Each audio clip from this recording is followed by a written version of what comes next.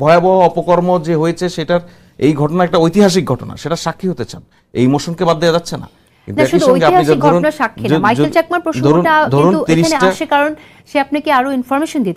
Commission কি দিচ্ছে, ওনাদের সঙ্গে কারো যে কমিশনের যোগাযোগ এমন কিন্তু নয়, ওনাদের প্রত্যেকের সঙ্গে এই কমিশনের সার্বক্ষণিক যোগাযোগ রয়েছে। স্থান সম্পর্কে থেকে দেয়া আর স্থান সম্পর্কেই আছে, আপনারা শুধু একটাকে দেখছেন কেন স্থান সম্পর্কে? প্রশ্ন আপনার কাছে, আপনারা এই কাজটা করতে গিয়ে তো আপনাদের আসলে খুবই গুরুত্বপূর্ণ কাজ, কিন্তু আমরা দেখছি যে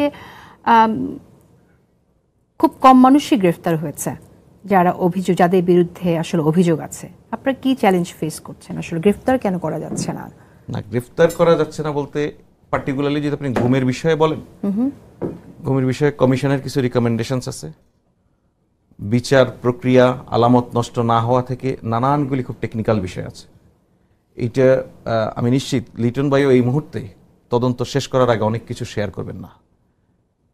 এই আপনাদের চ্যালেঞ্জটাও আপনারা এই মোমেন্টে শেয়ার করতে চান না, ব্যাপারটা কি তদন্তের স্বার্থে আপনি সেটা জানাতে হবে যে কেন পারা যাচ্ছে। প্রশ্নগুলি নাগরিকদের মধ্যে থাকুক, এটা খুব ইতিবাচক বিষয়। কোনো যদি দুর্বলতা থাকে, অস্বচ্ছতা থাকে, এই প্রশ্নগুলি থাকবে, এটা খুবই ইতিবাচক। আর এই প্রশ্নগুলিকে অস্বীকার করা হবে হাসিনা আচরণ। আমি যেটা বলি সবসময়, হাসিনা সবকিছু করবে না, না না এটা করা যাবে না। সরকার এই জায়গায় সহযোগিতা চায় সবার। আপনাকে বুঝতে হবে এটা কত সেনসিটিভ। কোথায় কোথায় সহযোগিতা প্রয়োজন ফায়েজ আহমেদ? সব নাগরিকের সহযোগিতা প্রয়োজনে, পুরোটা তদন্ত শেষ করে বিচার পর্যন্ত নাগরিকরা সহযোগিতা করছেন, নাগরিকরা তাদের সহযোগিতা দেখাচ্ছেন, যারা ভিকটিম তারা এগিয়ে আসছেন, নানান ফর্মে কাজ হচ্ছে, এই সুযোগটুকু দিতে হবে আপনাদেরকে সকল। এটা একটা এত বড় এক চ্যালেঞ্জিং কাজ হাতে নিয়েছে, এটা মানে লিটন ভাইরা তো মানে খুবই সাহসী কাজ করছেন আসলে। এটা ওনারা, আমি নিশ্চিত যে এটা একটা চূড়ান্ত ফলাফলের দিকে যাবেই। সে জায়গায় আস্তে আস্তে আরো অনেক প্রশাসনকে সেইভাবে অ্যাক্ট করতে হবে। এটা অনেকে বিশ্বাস করতে পারেনি যে এই আয়নাঘর পর্যন্ত কাজ করতে হবে, তাই না? আপাতত ছাড় দিচ্ছি। আমাদেরও পেশেন্সেরও একটা লিমিটেশন আছে, যে আমরা শুনতে পাচ্ছি অনেক জায়গা থেকে আমাদেরকে বারবার আছি, আমরা যারা ভিক্টিম আছি, আমরা অনেক আশা নিয়ে আছি। আশা করি আপনারা আমাদেরকে, আমরা বলবো আশা হারাবেন না, ওটাই আপনাদের থেকে আমরা এটাই শুনতে চাচ্ছিলাম। আর শেষ পর্যায়ে একটা জিনিস বলতে চাই যে নূর ভাই অনেক কিছু বললো, ছাড়ার মতো অবস্থায় হয়ে গিয়েছিল, দেশও ছেড়েছেন। আরমান, আমি আপনার কাছে জানতে চাই যে আপনি কিভাবে দেখছেন ঠিক একই প্রশ্ন যা হুম্মামের কাছে রেখেছিলাম, যে আসলে বিচার প্রক্রিয়াটা ত্বরান্বিত করা উচিত কিনা এবং প্রশাসন সঠিকভাবে এগিয়ে যাচ্ছে কিনা। আমি একজন নিজেকে, যখন আমি দেখলাম যে তরুণরা উলির সামনে দাঁড়াচ্ছেন, যাদেরকে ব্যাপারে আমাদের কোনো আশা ছিল না যে এরা কিছু করবে, তারাই যখন পরিবর্তন ঘটালো, আমি আশাবাদী, নিজেকে আশাবাদী হিসেবে বিবেচনা করি। প্রথমত আমি এটা বলতে হয়েছে এবং অস্বীকার কোনো উপায় নেই, এটা প্রতিকূলতার মধ্যে তিনি করেছেন। আমি কৃতজ্ঞতা প্রকাশ করছি নূর খান লিটন এবং গুম কমিশনের নির্ভীক সদস্যবৃন্দ, যারা নিরলসভাবে কাজ করে যাচ্ছে এবং এটা অস্বীকার তারা প্রকাশ্যে বলতে পারবে না, তারা অনেক ধরনের প্রতিবন্ধকতার শিকার হচ্ছে, যেটা প্রকাশ্যে বলার সুযোগ নেই কিন্তু হচ্ছে। আপনি একটু বলবেন, আপনি কি মনে করেন কি ধরনের প্রতিবন্ধকতা? এটা আসলে কিছু জিনিস, সুতরাং এটাই এই কথাটি যথেষ্ট ভয়ঙ্কর জন্য বাধাটা কোত্থেকে আসছে, দোষরা সপাদে বহাল। আমি একটা কথা শুধু যোগ করতে চাই, সেটা অ্যারেস্ট ওয়ারেন্ট কার্যকরী নিয়ে একটা স্ক্রল চলে যায় টেলিভিশনে, পরবর্তীতে কিন্তু ওই যিনি স্ক্রলে বলেছিলেন অমুক জেনারেলকে গ্রেপ্তার করা হয়েছে, তাকে কিন্তু অব্যাহতি দিতে হয়েছিল, যদিও তিনি আবার গতকাল বা পরশুদিন কাজে জয়েন করেছেন।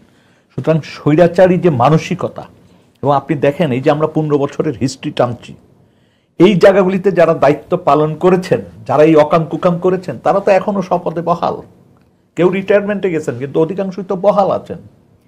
তাহলে আগামী যার জন্য দেখেন এখনো কিন্তু আমরা তাহলে হবে। আমি ব্যক্তিগতভাবে মনে করি দেশের বর্তমান পরিস্থিতি যদি বহাল রাখা যায়, রাজনৈতিক সংস্কৃতি যদি ঠিক করা যায়, তাহলে এই বিচার বর্তমান পরিস্থিতি বহাল আছে, কিন্তু আমরা তো ধরতেই পারছি না যারা অপরাধী তাদের। আমি কিন্তু আশাবাদী এই কারণে, আপনি যদি গত এক সপ্তাহ খেয়াল করেন যে ইতিমধ্যে এক সপ্তাহের মধ্যে বেশ কিছু গ্রেপ্তার কিন্তু সম্পন্ন হয়েছে এই ধরনের অপরাধের সাথে যুক্ত ব্যক্তিরা পুলিশের।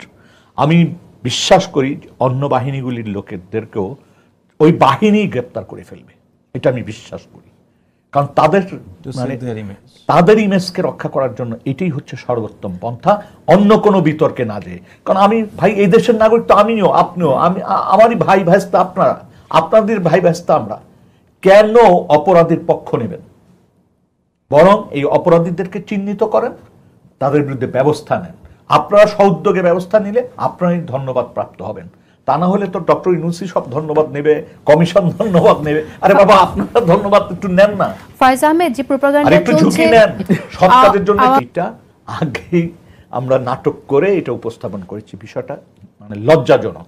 তাদের মনে রাখতে হবে, তাদেরও কোনো আত্মীয় স্বজন হয়তো এই ঘটনার শিকার হয়েছেন, তারা দলীয় স্বার্থে অথবা কোনো বাহিনীর স্বার্থে এই অপপ্রচারটা চালাচ্ছে। নূর ভাই, আওয়ামী লীগের কোনো লজ্জা শরম নাই।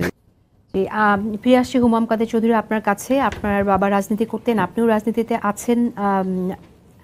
আপনি নতুন বাংলাদেশ গড়ার জন্য কি মনে করেন যে কি করা উচিত, এবং বিএনপি আসলে সঠিক পথে আছে কিনা? আপনার দল সম্পর্কে একটু মন্তব্য শুনতে চাই। বিএনপি সঠিক পথে আছে কিনা এটার সিদ্ধান্ত জনগণ নেবেন, এটা ভোটের মাধ্যমে সিদ্ধান্ত হবে। আমি মনে করি বিএনপি সঠিক পথে আছে, কারণ আমি খুব সেলফিশ একজন মানুষ। আমি আমার দল যেই সিদ্ধান্তটা অলরেডি নিয়েছে যে ইয়াঙ্গার জেনারেশনের উপরে ভরটা একটু বেশি দিচ্ছে, আমি যেহেতু নিজেকে এখনও ইয়াঙ্গার জেনারেশন হিসেবে মনে করি, দাড়ি পেকে গেছে তাও ইয়াঙ্গার জেনারেশন হিসেবে মনে করি, আমি মনে করি যে আশা করি আমরা যারা রেসপন্সিবিলিটি নিচ্ছি আমরা বাংলাদেশকে ঠিক পথে নিয়ে আসব। বর্তমানে আমরা আপাতত দেখছি, আমরা অপেক্ষা করছি, আমরা কোনো জায়গায় ইনস্টেবিলিটি থাকলে আমরা সাহায্য করতে চেষ্টা করছি, যেটা আমরা বারবার করে বলি ইউনূস সাহেবের সরকারকে আমরা ফেল হতে দিব না। অনেক ধরনেরই ষড়যন্ত্র চলছে আমার বিএনপি আর ইউনূস সাহেবের সরকারের মধ্যে একটা ডিফারেন্সিয়েশন করা অথবা একটা দূরত্ব ক্রিয়েট করা। আমরা মনে করি যে এটা ব্যর্থ হবে। এখানে আমাদের টার্গেট একই, আমরা চাচ্ছি একটা সুষ্ঠু নির্বাচন হবে শিগগিরই, আর ইউনূস সাহেব ওটা আমাদেরকে আস্থা দিয়েছে যে হবে ডিসেম্বর মাসের মধ্যে ইনশাআল্লাহ।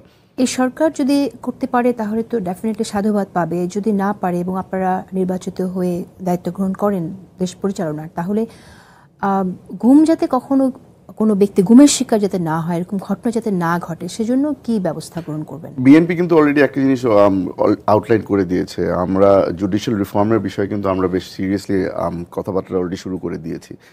আপনি যদি বাংলাদেশের জুডিশিয়ারিকে শক্ত স্ট্রেংথেন করতে পারেন, তাহলে কিন্তু এইসব ধরনের গুম, খুন, এক্সট্রাজুডিশিয়াল কিলিংস এগুলো হওয়ার কিন্তু আর সম্ভাবনা খুবই কমে যায়।